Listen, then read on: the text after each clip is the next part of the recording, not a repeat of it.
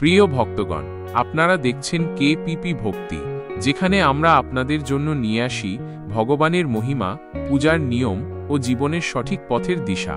আজ আমরা জানব কৃষ্ণ পিঙ্গালা সংকাষ্টি চতুর্থী 2025-এর তারিখ, পূজার নিয়ম ও এর গভীর আধ্যাত্মিক তাৎপর্য। প্রতি মাসে একদিন করে উদযাপিত হয় সংকট হারিণী সংকট চতুর্থী বা সংক্ষেপে সংকষ্টি চতুর্থী। এটি এমন একটি বিশেষ তিথি যেদিন ভগবান শ্রীগণেশ তার ভক্তদের সকল বাধা দূর করেন। তবে বছরের প্রতিটি সংকষ্টি চতুর্থীরই একটি বিশেষ রূপ থাকে। 2025 সালের জুন মাসে উদযাপিত হতে চলেছে কৃষ্ণ পিঙ্গালা সংকাষ্টি চতুর্থী, যা গণেশের এক দুর্লভ এবং গম্ভীর রূপের পূজা। কৃষ্ণ পিঙ্গালা সংকাষ্টি চতুর্থী 2025 তারিখ ও সময়। এই বছর কৃষ্ণ পিঙ্গালা সংকাষ্টি চতুর্থী পড়বে 14 জুন শনিবার। চতুর্থী তিথি শুরু হবে বিকেল 3:46 চতুর্থী তিথি শেষ হবে পরদিন অর্থাৎ 15 জুন বিকেল 3:51। সবচেয়ে গুরুত্বপূর্ণ সময় হচ্ছে চাঁদোদয়, যা হবে রাত 10:07। তখনই সংকট নাশনের মূল মুহূর্ত। কৃষ্ণ পিঙ্গালা রূপ কি, তার অর্থ? কৃষ্ণা মানে কালো বা গম্ভীর, আর পিঙ্গালা মানে গাঢ় বাদামি বর্ণ। এই রূপে শ্রীগণেশ আত্মস্থ, ধ্যানমগ্ন ও গভীর বোধসম্পন্ন। কৃষ্ণ পিঙ্গালা রূপ মানেই আমাদের মনের গভীরে থাকা সমস্ত অন্ধকার, ভয় ও সংকোচ দূর করে অন্তরের আলো জ্বালানো। যারা মানসিক চাপ, দুশ্চিন্তা বা জীবনে অচল অবস্থা অনুভব করছেন, তাদের জন্য এই সংকষ্টি একটি নতুন আশার আলো।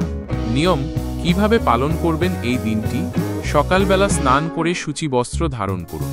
একটি পরিষ্কার স্থানে গণেশজির প্রতিমা বা ছবি স্থাপন করুন। ফুল, দূর্বা ঘাস, মোদক, লাড্ডু, কলা এবং ধূপদীপের মাধ্যমে পূজা শুরু করুন। ওং গং গণপতয়ে নমঃ মন্ত্র 108 বার জপ করুন। এরপর পাঠ করুন শনকোষ্ঠী বিশিরাট কথা। এই কাহিনীতে বর্ণিত আছে কিভাবে একগুচ্ছ বিশ্বাস ও নিষ্ঠা সমস্ত সমস্যাকে জয় করে। সন্ধ্যায় চাঁদের পূজা করে তাকে অর্ঘ্য দিন, অর্থাৎ জল ও চন্দনের মাধ্যমে চাঁদকে প্রণাম জানান। এই দিনটি উপবাস রাখলে গণেশজি অত্যন্ত প্রসন্ন হন। অনেকেই ফলাহার করেন, কেউ কেউ শুধুমাত্র জল পান করে থাকেন। কৃষ্ণ পিঙ্গালা সংকাষ্টি চতুর্থীর পেছনের আধ্যাত্মিক শিক্ষা কি? এই তিথির মূল বার্তা হচ্ছে বাধা থাকবেই, কিন্তু সংকল্প থাকলে তা দূর হবেই। ভগবান গণেশ আমাদের শেখান সমস্যার মুখোমুখি হতে হবে সাহস নিয়ে। ধৈর্য ও আত্মনিয়ন্ত্রণ থাকলে যে কোনো ক্লেশ দূর হয়। এবং সবচেয়ে গুরুত্বপূর্ণ, ভক্তি ও বিশ্বাসে রয়েছে অলৌকিক শক্তি। এই চতুর্থীতে আমরা প্রার্থনা করি, হে গজানন, আমাদের জীবনের সব বাধা, চিন্তা এবং দুর্ভাবনা দূর করে দিন। আমাদের মনকে স্থির ও প্রাঞ্জল করুন। কৃষ্ণ পিঙ্গালা রূপে গণেশের আরাধনা কাদের জন্য বেশি উপকারী?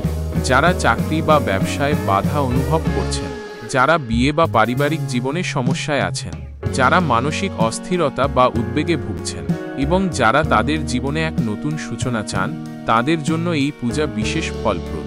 প্রিয় ভক্ত বন্ধুরা, কৃষ্ণ পিঙ্গালা সংকাষ্টি চতুর্থী শুধুই একটি পূজা নয়, এটি নিজের মধ্যে আলো জ্বালানোর এক মহাপবিত্র সুযোগ। গণেশজি এই দিনে শুধু আপনার সমস্যাগুলো দূর করেন না, বরং আপনাকে নতুন শক্তি ও সাহস দেন, জীবনের সব বন্ধ দরজা খুলে দেন। তাই চলুন এই চতুর্থীতে আমরা সকলে মিলে উপবাস, জপ ও প্রার্থনার মাধ্যমে নিজের জীবনে এক শুভ পরিবর্তন নিয়ে আসি।